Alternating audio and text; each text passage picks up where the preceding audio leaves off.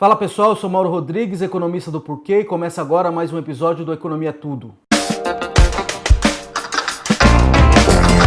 A gente começa falando de reforma da Previdência, reforma finalmente andando agora no Senado, né? Essa semana a gente teve o relatório do senador Tasso Gereissati. Ele propôs algumas mudanças que vão no sentido de diminuir a economia ao longo dos anos. Então, a economia projetada com base no que saiu lá da Câmara, que foi aprovado na Câmara, estava na casa dos 930 bilhões ao longo dos próximos 10 anos. A gente vai ter uma queda aí projetada de uns 40 bi com base nessas mudanças propostas pelo senador. Daqui a pouco eu vou falar um pouco mais que ele vai propor outras coisas que tendem a aumentar, mas são coisas que ainda são também incertas. Então, o que o senador Tasso Gereissati está propondo? Então, primeira coisa, o que chegou da Câmara, os homens teriam que trabalhar pelo menos 20 anos para se aposentar, tá? É o tempo mínimo. E isso valeria só para os homens que ainda não ingressaram, ainda não começaram a contribuir. Para os homens que já estão contribuindo e para as mulheres, ficaria em 15. Então, uma das coisas que teve a mudança foi, ele colocou 15 para todo mundo agora. Isso aí, na verdade, dá uma ajudada do pessoal que é mais pobre mesmo, porque tem dificuldade de passar muito tempo no setor formal e não consegue ter esse número de anos de contribuição. Mas, por outro lado, esse pessoal tem ainda o acesso ao BPC, que é o Benefício de Prestação Continuada, que garante um salário mínimo, que é a mesma coisa do piso da aposentadoria, né? Então, no fim das contas, eu acho que não tem muita alteração aí, o impacto também não é tão grande assim em termos de economia. Outra coisa que mudou, teve mudanças na pensão-morte, com as mudanças que estavam sendo propostas pelo governo acabaram sendo modificadas em parte e aprovadas na Câmara. A pensão-morte poderia cair abaixo de um salário mínimo e agora eles teria um piso de um salário mínimo. E também aumentou o benefício em cima de dependentes menores, né, menores de idade. Então, agora, por exemplo, uma mulher com 2 filhos pequenos, ela tem direito a 100% do benefício. Teve também uma mudança proposta no BPC, que eu estava acabando de falar agora. Na verdade, o BPC foi totalmente retirado da reforma. No que saiu lá da Câmara dos Deputados, as regras permaneceram as mesmas, mas tinha uma proposta de colocar essas regras de acesso, que no caso é ter pelo menos 65 anos, máximo 1/4 de salário mínimo de renda familiar, ou seja, para pessoas de fato pobres. Tinha uma proposta de colocar isso na Constituição, porque estava tendo muita judicialização, alguns juízes não entendem que a regra é essa. Tá? Tinha uma proposta de colocar na Constituição para diminuir a judicialização, isso aí você conseguiria economizar recurso, só que também isso está sendo retirado no relatório do senador Tasso Gereissati. Então, essas coisas, esses aspectos, mais algumas outras coisas, estão diminuindo a economia total proposta, mas ele está colocando outras coisas que tendem a aumentar a economia, então no fim está se falando em mais de 1 trilhão e 300, mais ou menos. O que são essas mudanças? Bom, essas mudanças elas têm que correr numa PEC paralela.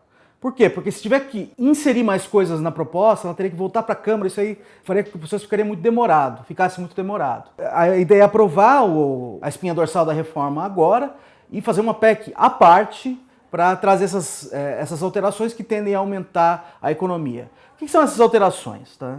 Eu acho que tem coisas bem boas aqui, mas o que está se discutindo é se isso é factível. Que a hora que essa PEC chegar na Câmara, porque agora ela origina no Senado, ela teria que ser aprovada na Câmara, ela possa ser barrada. Então, primeiro, está se propondo contribuição previdenciária de algumas entidades filantrópicas.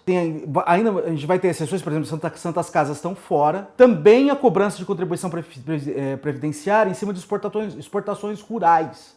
Tá? Isso chegou a ser discutido na reforma na Câmara, mas acabou sendo barrado. Então, para mim, isso é uma coisa que faz todo sentido para acabar com as exceções no Brasil. O Brasil é cheio de grupos que têm benefícios aqui, ganhos ali. Isso gera também um incentivo à entrada de lobbies para tentar ganhar benefício. Então, no fim, tudo fica totalmente caótico e a gente tem gente que é mais especial que outros.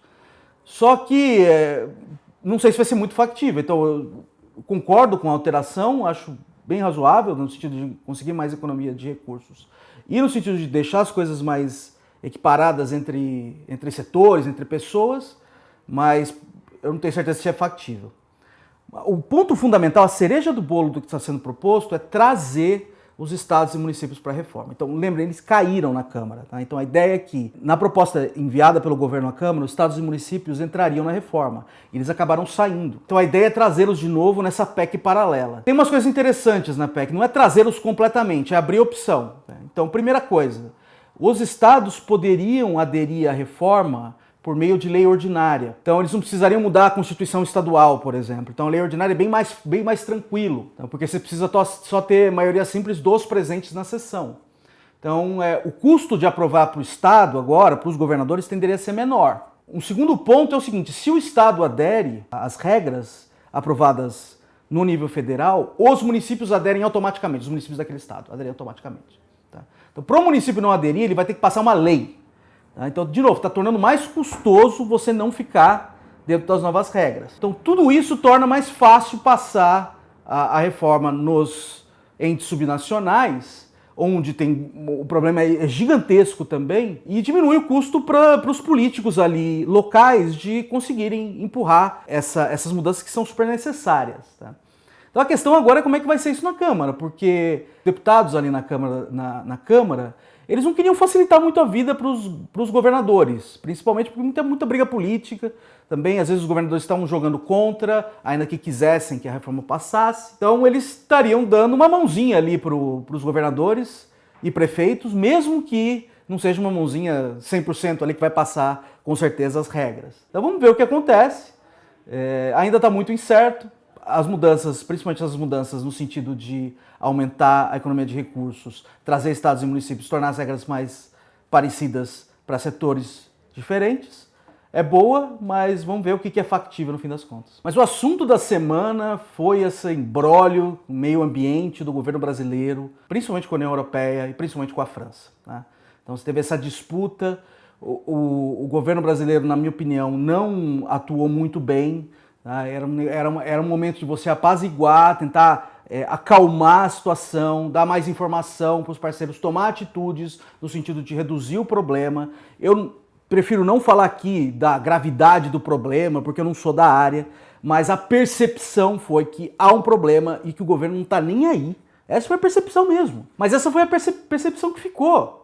Tá, então, a hora que os nossos parceiros comerciais olham para isso, falam assim, o governo não está nem aí. E teve atitudes do governo que reforçaram essa percepção. Então, o governo federal, por exemplo, optou por desacreditar seus órgãos públicos como o INPE e o IBAMA, trocar pessoas lá dentro, ao invés de atacar de frente o problema, ou pelo menos explicar para a população e para a comunidade internacional que se o problema existe ou não. Então todo mundo ficou meio sem saber o que estava acontecendo, achando que de fato o governo não estava nem aí com a situação, e aí isso gerou um incêndio internacional nas relações do Brasil com a União Europeia, que colocou em xeque até o acordo da União Europeia com o Mercosul. Então, no fim das contas, as coisas ficaram quentes, mas não saíram completamente do controle. E vamos ver o que acontece daí para frente. Tá? Então, teve muita gente falando assim, quem foi mais vocal nessa discussão? Nessa discussão, quem foi mais vocal foi a França mesmo. Então, você teve um embate do presidente Macron com o presidente Bolsonaro. Muita gente está falando que o presidente Macron está, na verdade, atendendo a interesses protecionistas de produtores da França que não querem o acordo com o Mercosul. Eu não sei dizer, mas eu não duvido que seja verdade. Mas mesmo que seja verdade, a atitude do governo brasileiro, na verdade, só está dando força para isso. Então está jogando contra. Mas, por outro lado, o presidente Macron ele tem uma agenda ambiental bem agressiva. Então, parte dessa agenda ambiental, na verdade, é o que está o prejudicando no fronte doméstico, né? Porque ele aumentou, por exemplo, impostos sobre gasolina para tentar diminuir a dependência de combustíveis fósseis. Isso aí está gerando uma revolta na população da França. Então ele está pagando um preço político por isso, então na agenda dele é uma agenda ambiental bem agressiva, então dá para entender esse tipo de movimento. E além disso, a própria população, boa parte da população ali, também compra essa agenda, então pressiona o governante a ter uma atitude mais firme contra o que está acontecendo no Brasil, por exemplo, ou pelo menos contra a percepção do que está acontecendo no Brasil. Parece que as coisas acalmaram um pouco, que o acordo União Europeia-Mercosul ainda está de pé. Na verdade, a gente teve outras boas notícias nesse sentido, né? Você teve a adesão de outros países em um outro acordo, que são os países europeus, que são os países do EFTA, que incluem Islândia, Noruega, Liechtenstein e Suíça. Então isso veio na esteira do acordo com a União Europeia, mas, de novo, está todo mundo...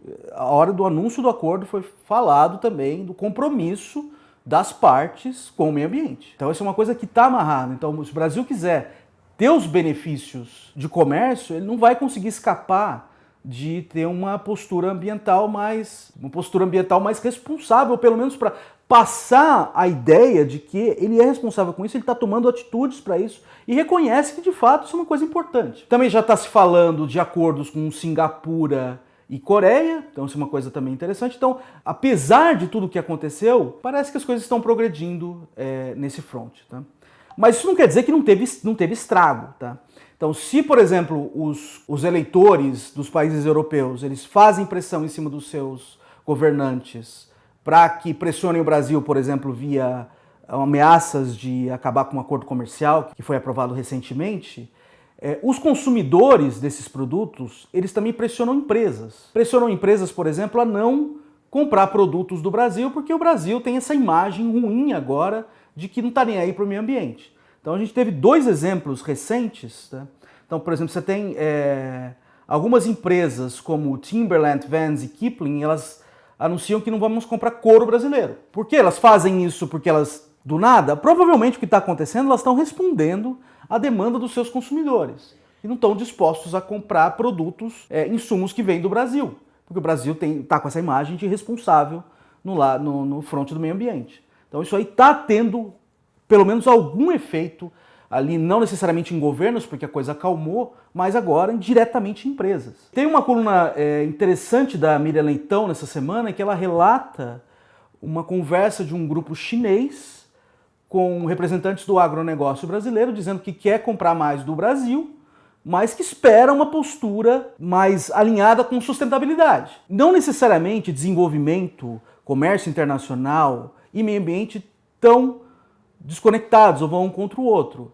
Pode fazer com que eles caminhem juntos, e essa percepção externa e os consumidores demandando cada vez mais uma responsabilidade ambiental vai fazer com que as firmas, as empresas, tenham uma atitude nesse sentido, e isso acaba impactando o próprio comércio internacional no fim das contas. Só para a gente finalizar falando de assuntos que estão rolando, a gente falou bastante sobre a Argentina aqui nas últimas 2 semanas. Ontem, a gente está gravando aqui na quinta-feira, a gente teve a notícia que a Argentina já quer renegociar os termos do acordo com a FMI. Então a gente estava esperando que isso aconteceria no novo governo do Alberto Fernandes, que anunciou que vai querer rever os termos, mas já no governo Macri já tem uma conversa nesse sentido. Já tem gente falando em moratória, mas o que eles estão propondo é estender, de fato é uma mudança nos termos, então é uma quebra de contrato, no fim das contas, é estender o tempo de pagamento. Tá? Então já vai ter mudanças nos termos já agora no governo Macri. A gente vai acompanhar isso que está desenrolando e volta a falar. Tá? Se não aqui em vídeo, a gente volta a falar no nosso site. É isso aí, pessoal. A gente vai ter um hiato de umas 2 semanas aqui, porque eu estou me mudando para o exterior, mas vou fazer os programas de lá. Então, até eu me situar lá, a gente vai dar uma pausa aqui e eu espero voltar logo. Dá uma olhada no nosso site, tem bastante conteúdo lá, www.porquê.com.br. A gente também está nas redes sociais, estamos aqui no YouTube, no Twitter, no Facebook, no Instagram. E é isso aí, a gente volta a conversar aí na próxima oportunidade. Um abraço.